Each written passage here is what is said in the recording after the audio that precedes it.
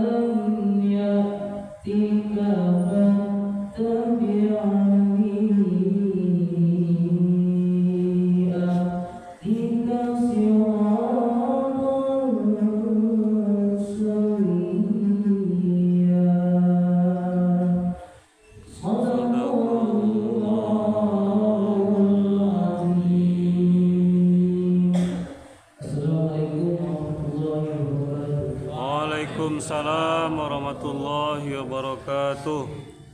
Terima kasih kita ucapkan kepada Bunda Zuriat Asri. Acara selanjutnya tausiah agama yang akan disampaikan oleh Ustaz Alex Chandra pada beliau bertempat.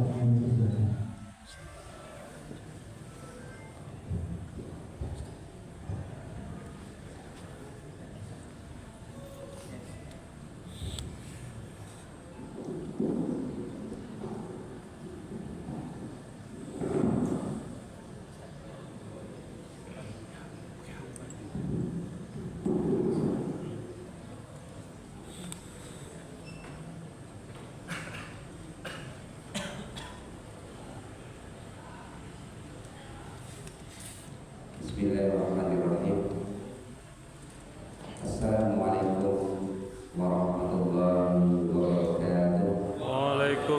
Waalaikumsalam warahmatullahi wabarakatuh.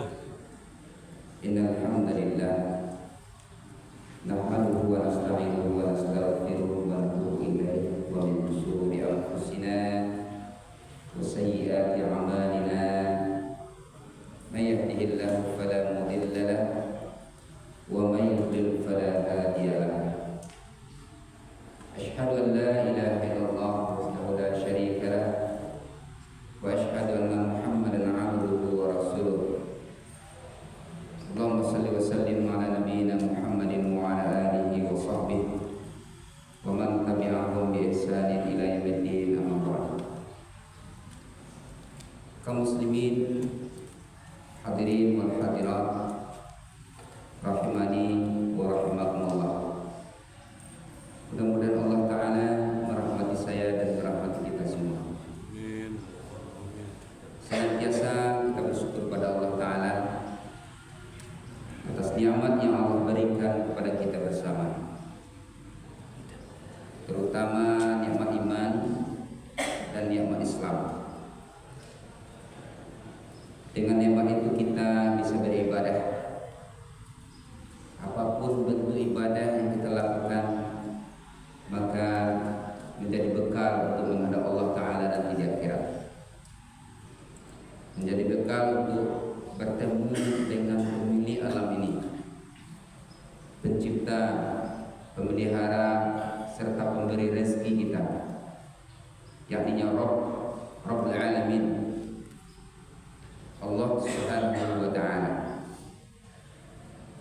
Kemudian kita berselawat pada junjungan kita Nabi Muhammad sallallahu alaihi wasallam, kepada keluarga beliau, kepada para sahabat-sahabat beliau sallallahu alaihi wasallam, serta kaum muslimin dan kaum muslimat yang setia pada ajaran beliau sampai hari kiamat nanti. Amin ya rabbal alamin.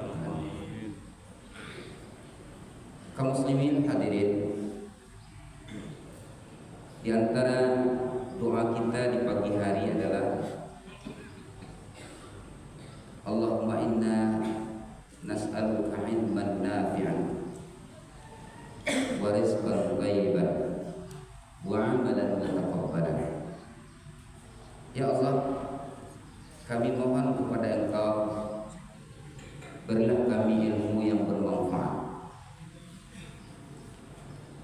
dan rezeki yang thayyiban, yang baik, dan amalan mutaqabbalan, amal yang diterima. Untuk mencapai doa ini, kaum muslimin, kita perlu adanya ilmu, terutama menghafal doa itu sendiri. Allahumma inni as'aluka ilman nafi'an. Ini harus kita hafal. Mohon permohonan kita untuk mendapatkan ilmu yang bermanfaat, kemudian rezeki yang baik, dan amal kita yang diterima. Butuh kita, kebutuhannya melebihi daripada makan dan minum.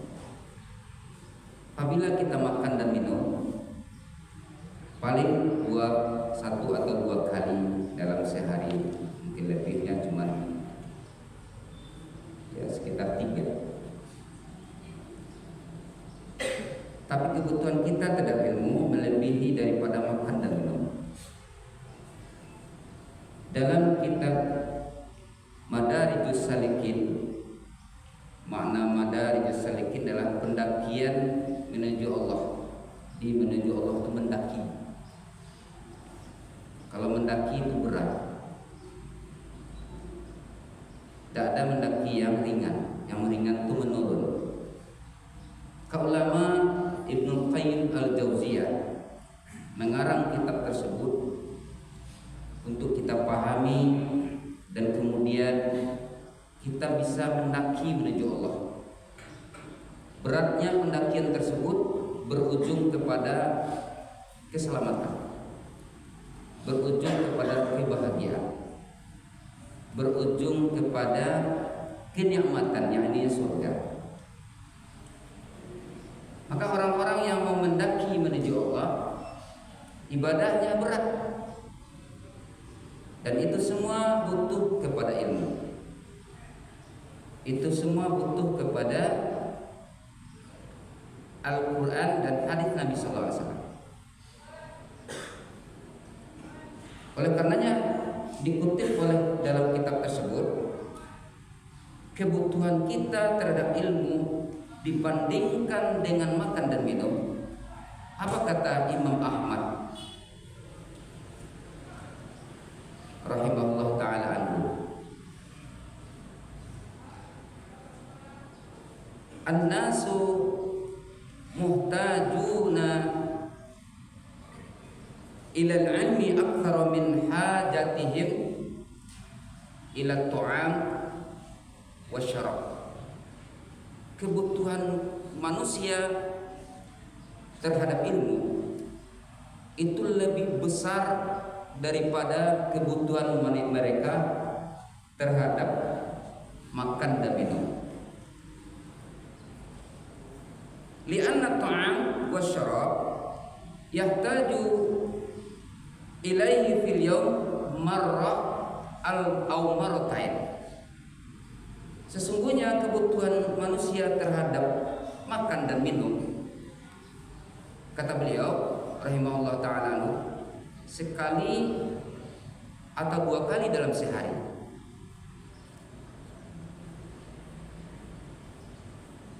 Wal 'ilm yuhtaju ilaihi bi'adad al-anfas.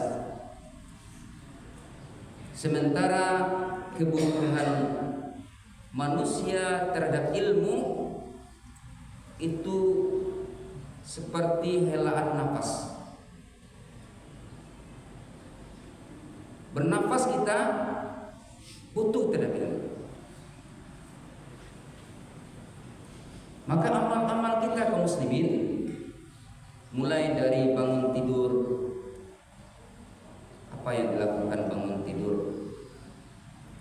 Kita duduk, mengusap wajah, kemudian berdoa dulu, tidak langsung berdiri. Karena kebanyakan orang-orang yang usianya sudah lanjut itu ada yang meninggal di kamar mandi disebabkan tidak mengamalkan sunnah, tidak mengamalkan ilmu. Maka Islam memberikan tuntunan. Hal kecil seperti itu dituntun. Bangun tidur, kita duduk dulu, berdoa, mengusap wajah, doa bangun tidur. Ada beberapa jeda lalu kita pergi ke kamar mandi, kita langkahkan kaki kiri untuk ilmu. Kita masuk di dalam, apa yang kita lakukan? Membasuh tangan atau mencuci kemaluan. Semuanya butuh ilmu. Sampai kita keluar memakai baju, melangkahkan kaki keluar, kaki kanan, apa doanya? Sebelum masuk apa doanya? Memakai pakaian mulai dari yang kanan, menanggalkan mulai dari yang kiri. Memakai sepatu mulai dari yang kanan, menanggalkan mulai dari kiri. Ini semua butuh ilmu, dan hal ini masuk dia ke dalam kategori ibadah. Luar biasa kaum muslimin. Maka seorang yang sudah merasakan lezatnya ilmu, dia akan berupaya semaksimal mungkin untuk terus memperbaiki dirinya dengan ilmu itu, baik itu dalam urusan dunia mereka ataupun dalam urusan akhirat. Kaum muslimin, lalu manakala kita beribadah, melakukan ibadah, kita butuh ilmu. apa itu ibadah? Maka dijelaskan dengan gamblang, dengan ilmu. Manakala kita tidak tahu apa itu ibadah, maka kehidupan kita tidak terbimbing dengan ibadah itu. Kita mungkin akan menganggap hal-hal kecil yang sepele kita lakukan itu bukan ibadah. Oleh karenanya kaum muslimin, ibadah itu harus kita pahami secara ilmu. Poin pertama yang perlu kita sampaikan adalah apa itu ibadah. Ibadah bermakna merendahkan diri, tunduk dan patuh. Seorang yang merendahkan dirinya tentunya hanya merendahkan diri kepada pencipta alam semesta. Berbeda dengan kita memuliakan orang, menghargai orang. Tapi yang namanya merendahkan diri itu hanya milik Allah Ta'ala. Yang namanya patuh dan taat, tunduk, itu adalah milik Allah Subhanahu wa Ta'ala. Lalu ibadah secara syariat, secara istilah, apa kata Syekh Fauzan? Perhatikan kaum muslimin. Syekh Fauzan, Syekh Saleh Fauzan bin Fauzan, seorang ulama Saudi Arabia, mengatakan ibadah itu adalah ismun jami'un li kulli ma yuhibbuhu Allah wa yardah minal aqwali wal af'ali adh-dhahirah wal batinah. Ibadah itu adalah sebutan untuk semua yang mencakup apa yang dicintai oleh Allah dan apa yang diridhoi oleh Allah, baik itu berupa perkataan, kita berzikir, tahmid, tahlil, takbir, haqalah, la haula wala quwwata illa billah, membaca Quran sebagaimana yang dilantunkan oleh saudara kita tadi. Masya Allah. Ada ibadah yang masuk kategori perkataan. Manakala kita berkata baik, masuk dia kepada ibadah. Kita memerintahkan orang untuk melakukan kebaikan, melarang orang untuk meninggalkan keburukan. Ibadah. Ta'muruna bil ma'ruf wa tanhauna 'anil munkar. Ibadah. Ada ibadah yang af'al, yang berbentuk perbuatan. Salat, puasa, zakat, haji. Kita bekerja, kita belajar, melakukan aktivitas-aktivitas kebaikan yang itu terkait dengan badan kita, anggota tubuh kita, itu ibadah. Bahkan tadi kita nyatakan memakai sepatu, hal kecil, ibadah. Melangkahkan kaki ke WC, kaki kiri, ibadah. Makanya Rasulullah SAW memastikan kaki kirinya masuk WC, memastikan kaki kanannya keluar, memastikan kaki kanan masuk masjid, keluarnya kaki kiri. Semua adalah ibadah terkait dengan perbuatan. Kemudian ada yang zahir, yang nampak dari anggota tubuh kita, dan yang batin. Apa yang batin? Yang ada di dalam. Ikhlas, harap, takut, rahbah, harap, rahbah, takut, khauf, raja, khusyuk itu di mana? Di sini. Ikhlas itu di mana? Di sini. Yakin di sini. Tawakal di sini. Kaum muslimin, ibadah yang tidak tampak ini lebih cepat naiknya ke sisi Allah Subhanahu wa taala. Belum kita melakukan aktivitas belum kita melakukan perbuatan, belum kita mengerjakan aktivitas yang terkait dengan badan kita, kita berniat saja sudah sampai dia kepada Allah Subhanahu wa taala. Itu ibadah. Maka kaum muslimin hadirin jemaah, kalau kita pahami seperti ini, maka visi dan misi kehidupan kita terkait dengan anggota tubuh kita semuanya, baik yang nampak atau tidak tampak, yang lahir atau yang batin, semuanya kita akan melakukannya untuk Allah Subhanahu wa taala. Wa ma khalaqtul jinna wal insa illa liya'budun. Allah ciptakan kita untuk beribadah, untuk tunduk kepada Allah Subhanahu wa taala. Apapun aktivitasnya. Hatta mata kita. Mata kita belum bergerak, mata ini untuk melihat sesuatu yang dilarang oleh Allah misalnya. Lalu hati masuk ke dalam hati ini rasa takut, sehingga mata kita tidak melihat sesuatu yang dilarang. Sudah sampai dia kepada Allah sebelum mata kita itu bertindak. Begitu rasa takut yang ada dalam jiwa kita ini sudah sampai dia kepada Allah Subhanahu wa taala sebelum mata ini melakukan. Maka ada kontak antara lahir dan batin. Ada hubungan antara yang nampak dengan tidak tampak. Kita perhatikan kaum muslimin, sebelum Al-Quran dibaca oleh saudara kita, dia berniat, niatnya sudah sampai pada Allah. Apalagi kita ketika dibaca.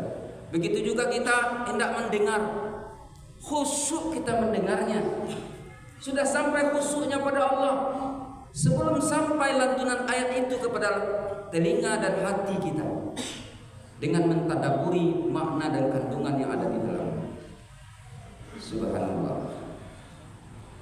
Maka kaum muslimin hadirin, kita berupaya melakukan pemahaman terus terhadap ibadah yang kita lakukan. Bagaimana ibadah kita itu sampai kepada Allah. Maka poin kedua yang sangat penting kita sampaikan adalah kita juga harus memahami pilar ibadah. Pilarnya ada 3. Pertama adalah al-hub, cinta sama Allah.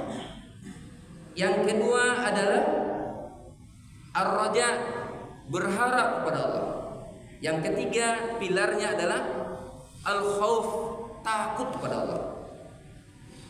Orang yang beribadah, kalau dia hanya hub, cinta pada Allah saja, maka orang seperti ini disebut dengan zindik.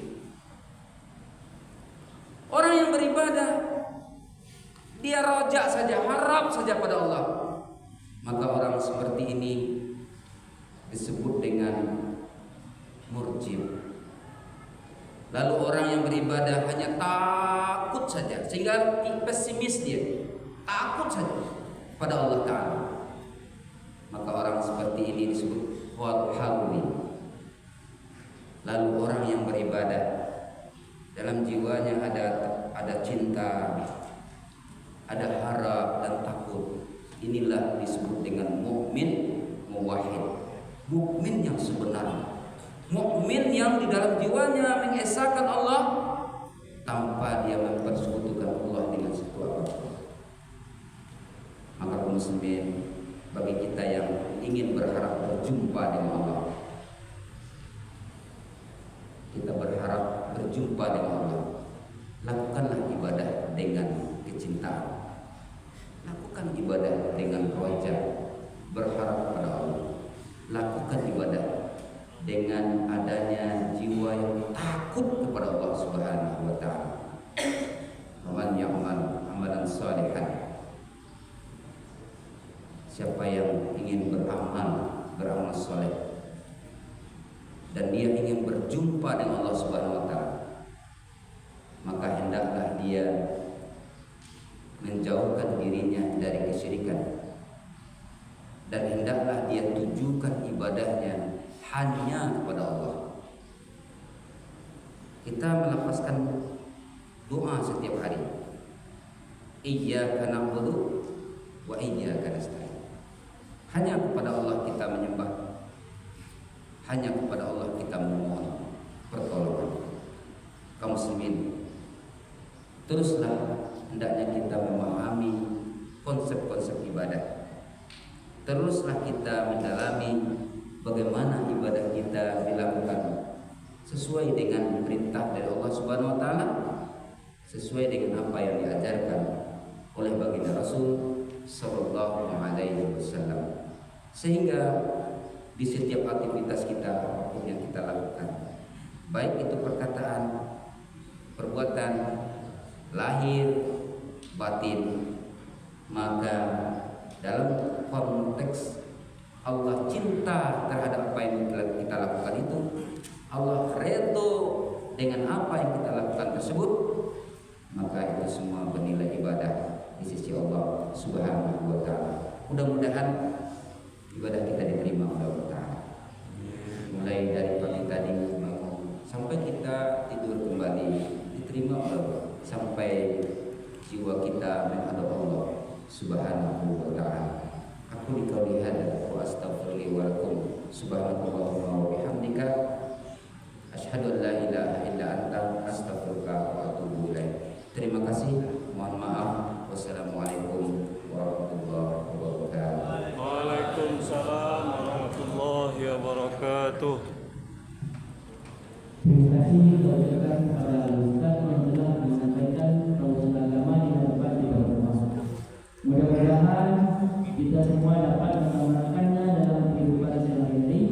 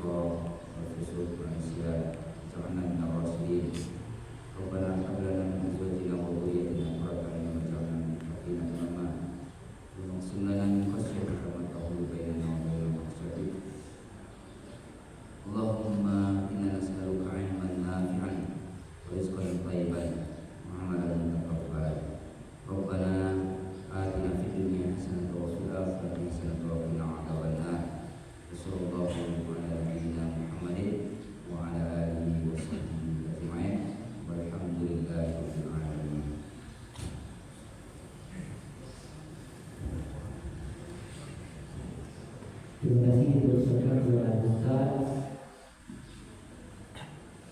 Dengan perhatian doa tersebut terhubunglah dalam kita pada malam hari ini. Saya sebagai moderator mohon undur diri. Banyak maaf. Wabillahi taufiq wal hidayah. Wassalamualaikum warahmatullahi wabarakatuh. Waalaikumsalam warahmatullahi wabarakatuh.